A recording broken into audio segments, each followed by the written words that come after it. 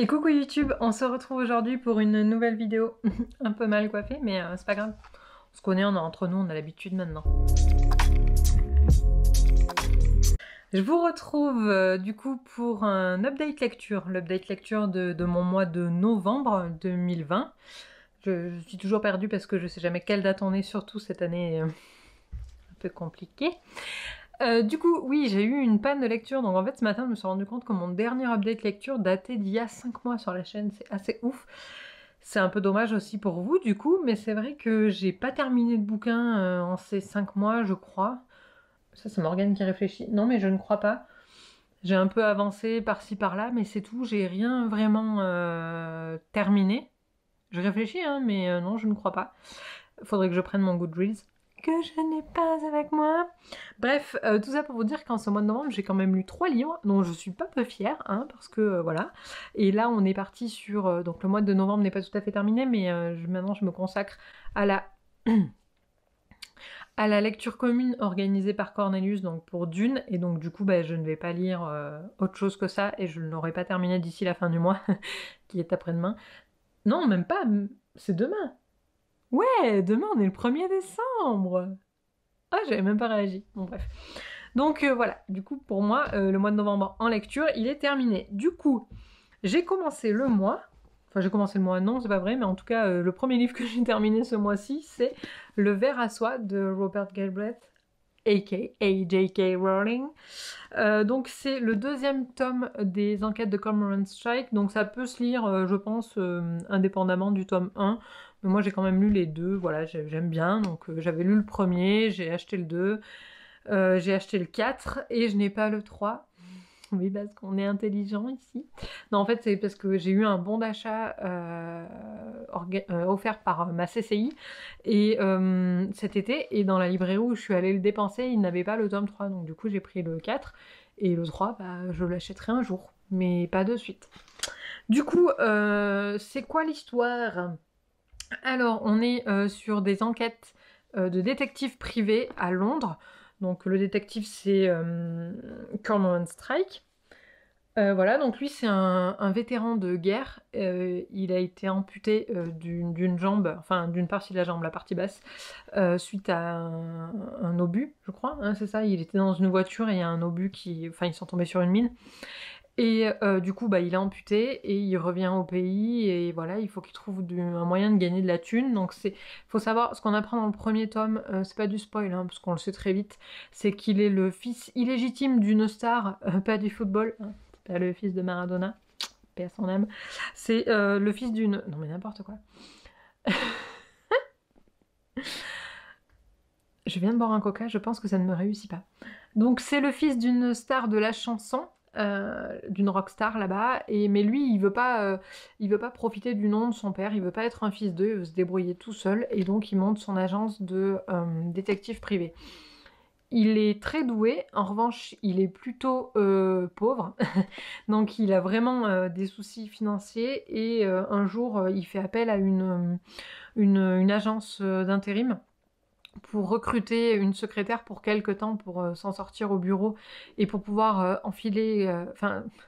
et pour pouvoir enchaîner les affaires et faire rentrer de la thune. Et il se trouve que ça match plutôt bien avec la dite intérimaire, donc qui est... merde, comment elle s'appelle? Donc avec Robin qui est l'intérimaire, ça match plutôt bien, et il fait le nécessaire pour la garder, et donc tous les deux ils mènent l'enquête. Voilà, c'est vraiment cool. Ça m'a permis de me remettre de ma panne de lecture. Je l'ai lu en 5 jours je crois, et j'étais à fond. Donc voilà, je n'ai d'autres conseils que de vous inciter à lire ces bouquins-là. Ça change d'Harry Potter, hein, pour dire que c'est la même autrice. Franchement, c'est cool. Moi, j'aime beaucoup. Ah, me suis cognée. J'arrive pas à savoir si c'est tout noir ou si ça va. Ok, on va dire que ça va. Après, j'ai enchaîné avec les 2 reading vlogs que vous avez peut-être déjà vus, en tout cas qui sont en ligne sur la chaîne, et qui concernaient le premier tome de Mistborn, donc The Final Empire, que j'ai lu en VO, et que j'ai beaucoup apprécié. Donc il faut savoir que de Brandon Sanderson, je n'avais lu qu'Elantris jusque-là. J'essaie de les lire dans leur ordre de publication, mais je pense que je vais faire une petite entorse à ma règle, notamment pour Skyward, que je vais lire du coup plus rapidement que prévu, parce que ça fait partie des derniers bouquins qu'il a publiés, mais qui sont hors série, enfin c'est hors Cosmere, donc du coup je pense que je peux les lire en dehors sans que ça pose de soucis. Et donc je ferai ma petite entorse, parce que j'ai ma commande qui va arriver. Bref, on est censé parler de Mistborn ici, Morgane. Donc Mistborn, c'est quoi? C'est un monde où... donc c'est de la fantaisie. Hein.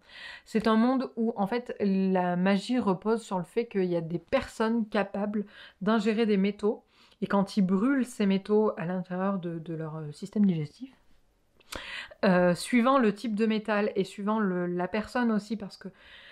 Bon bref, ces personnes sont des allomancers. Il y a plusieurs types d'allomancers. Il y en a qui sont capables de brûler un seul métal, et il y en a qui sont capables de brûler tous les métaux nobles, tous les métaux de l'allomancie, donc tous les métaux nobles. Les premiers, du coup, n'ont qu'un don lié au métal qu'ils sont capables d'ingérer. Et les deuxièmes, donc les Mistborn, sont capables, eux, d'ingérer tous les métaux et donc du coup d'avoir tous les dons. Et ils sont bien sûr, les Mistborn sont beaucoup plus rares que les personnes qui sont capables d'ingérer qu'un seul type de métal. Ensuite, quels sont les types de dons qu'ils peuvent avoir? Ben, par exemple, avec un certain métal, on peut... Alors, je ne saurais pas vous dire lequel, parce que moi, je l'ai lu en anglais, et donc... La traduction des métaux en anglais, si vous voulez, c'est pas... Voilà. Donc, je faisais pas systématiquement la traduction dans ma tête. Pour moi, c'était un métal, et voilà, point, quoi. Bref, du coup, ils sont... ceux qui brûlent, par exemple, je sais pas moi, un métal, sont capables d'influencer sur les pensées d'autres à côté. Ou alors, certains qui sont capables de brûler un autre métal peuvent tirer attirer vers eux tous les objets qui comportent du métal à côté d'eux. Voilà, donc ça repose là-dessus. Et donc, les Mistborn, eux, sont capables de tout. Voilà, et donc, dans ce monde-là, nous allons suivre Vin, qui est une esclave. Donc, les esclaves s'appellent les Skaa dans ce monde-là. Et donc, Vin, elle se fait... on apprend très vite qu'elle a un don, mais elle ne le sait, elle ne le sait pas. Elle sait s'en servir en quelque sorte. Elle appelle ça sa chance, sa luck.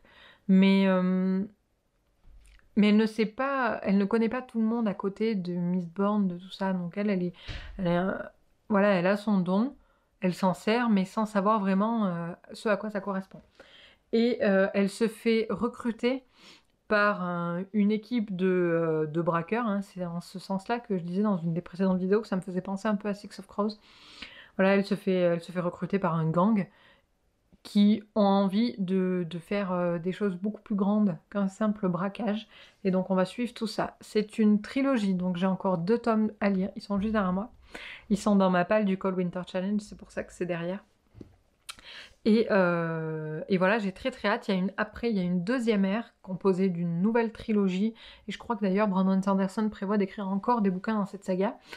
Mais voilà, pour le moment, je me concentre sur cette première trilogie qui, selon les dires de tous les lecteurs, est la meilleure. La deuxième ère est différente. Je dirais que le ton, a priori, de ce qui se dit, le ton est différent. Et là, voilà, c'est 700 pages. C'est ça, hein, 700 ? Ouais, 650 pages de pur bonheur, si ce n'est le prologue que j'ai pas trop apprécié, mais je vous en parle un petit peu plus dans mon reading vlog. Mais non, mais c'est quand même cool. Et pour ceux qui se posent la question, c'est vraiment abordable en anglais. J'ai pas un niveau oufissime en anglais, mais j'ai compris. Ce que je comprends pas, je le cherche voilà, sur Google Trad, et puis...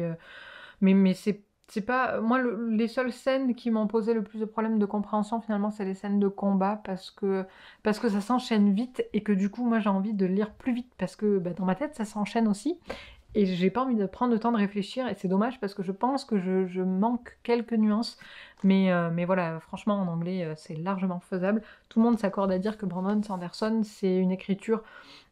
Alors, tout le monde est fan, mais en même temps, tout le monde dit que c'est une écriture très simple. Tout le monde s'accorde à dire que Brandon Sanderson, c'est génial ce qu'il écrit, mais en même temps, c'est une écriture très simple, donc en anglais, franchement, ça passe. Et donc, dernier roman, parce que je n'en ai lu que 3 ce mois-ci, mais c'est pas grave, hein, on n'est pas là pour se mettre la pression. De toute façon, mon challenge Goodread annuel, il est complètement foutu, donc bon, C'est pas très grave. J'ai lu, il y a un marque-page dedans, mais c'est parce que mon chéri va le lire. J'ai lu Le silence des hautes terres de Sylvie Baron, donc il faut savoir, publié chez Terre de Poche, donc c'est les poches des éditions de Boré. Alors Cindy Baron, c'est une autrice qui habite dans le même village que moi. Et Le silence des hautes terres se passe dans mon village. Donc voilà, ma grand-mère est en train de le lire aussi parce qu'en fait, il est publié gratuitement sous forme d'épisode dans son journal quotidien. Et donc, c'est une enquête policière. On suit Élise, qui est partie vivre à Paris à 18 ans parce que il s'est passé un truc chez elle qui a ruiné sa relation avec sa famille. Et donc, elle est partie, elle a quitté le pays. Enfin, elle a quitté le pays. Son pays d'enfance, quoi. Elle est partie vivre à Paris. Et là, on apprend très rapidement que son frère est mort, son frère Simon. Il est mort empoisonné, et donc elle rentre, parce qu'il faut qu'elle s'occupe de son père, qui est un peu grabataire, et de sa sœur, qui est un petit peu dérangée. Et voilà, donc Simon lui a laissé ça, et c'est le seul à qui elle parlait encore dans sa famille, donc pour lui, elle décide de mettre un mouchoir sur son histoire familiale et de revenir s'occuper de ses affaires, voilà, le temps de régler les dossiers, quoi, en gros. Et voilà, et elle va se retrouver mêlée à une enquête rapidement parce que ben, son frère est mort empoisonné et elle a envie de savoir qui l'a tué. Elle ne croit pas à la théorie du suicide. Je trouve que le pitch de base est bon, mais je n'ai pas mis une très bonne note sur Goodreads à ce roman. C'est dommage parce que c'est une autrice. En plus, Sylvie Baron, elle a publié récemment, en tout cas aux éditions de Poche, est sorti juste pendant le confinement son livre Le cercle des derniers libraires, qui a plutôt bonne presse. Donc je pense que sa plume a évolué depuis. Moi, celui-là, je l'ai eu en 2018 à un salon du polar. D'ailleurs, elle me l'a dédicacé, c'était très gentil. Elle est vraiment très très gentille, hein. Et j'ai eu beaucoup de mal avec ce livre parce que je trouve que c'est une caricature des gens d'ici et, et surtout il y a un sacré racisme anti-parisien, je trouve. C'est enfin la haine du Parisien ici, c'est quelque chose de spécial. Et alors qu'il faut se dire qu'on a beaucoup de familles là-bas en général, hein. Tous les Auvergnats ont beaucoup de familles à Paris. Et dans ce livre-là ne déroge pas à la règle. Je dirais que la description qui en est faite des Parisiens n'est pas ouf, et ça m'a un peu gênée. Et alors la description des gens d'ici, ce qui est bizarre, c'est qu'elle habite ici parce que il y en a certains des personnages, oui, on les reconnaît dans le sens où on a tous connu quelqu'un comme ça, mais faut pas faire de ces gens-là une généralité, quoi. Parce que là, c'est flippant. Enfin, franchement, si les gens d'ici étaient comme les quelques personnages du bouquin, moi, je serais pas venue vivre ici, quoi. Donc c'est un peu dommage parce que ça pourrait être sympa. Mais voilà, j'ai été un peu déçue. Mais je pense quand même me commander le Cercle des derniers libraires pour découvrir sa plume plus récente. Parce que bah, celui-là a au moins 2 ans, donc voilà, j'aimerais découvrir ça, enfin sa façon d'écrire un petit peu plus récente. Le Cercle des derniers libraires se passe aussi ici, je crois que ça se passe à Chaudzec, donc c'est juste à côté. Celui-là, voilà. Et voilà, je sais pas. Il est court, il fait 300 pages, 330 pages. Je l'ai lu en 3 jours, hein. C'était histoire de me combler, voilà, avant de faire la lecture commune de Dune. Mais il m'a pas époustouflée. J'ai trouvé que c'était un peu facile. Voilà, c'est dommage. C'est dommage, mais je vais donner une chance quand même au Cercle des derniers libraires parce que je pense qu'il pourrait me plaire. Et j'espère qu'il me plaira. Voilà, j'espère que cette vidéo vous a plu. N'hésitez pas à me dire en commentaire ce que vous avez lu dernièrement, ce que vous prévoyez de lire le mois prochain. Je vous souhaite de bonnes lectures et je vous dis à bientôt. Ciao, ciao!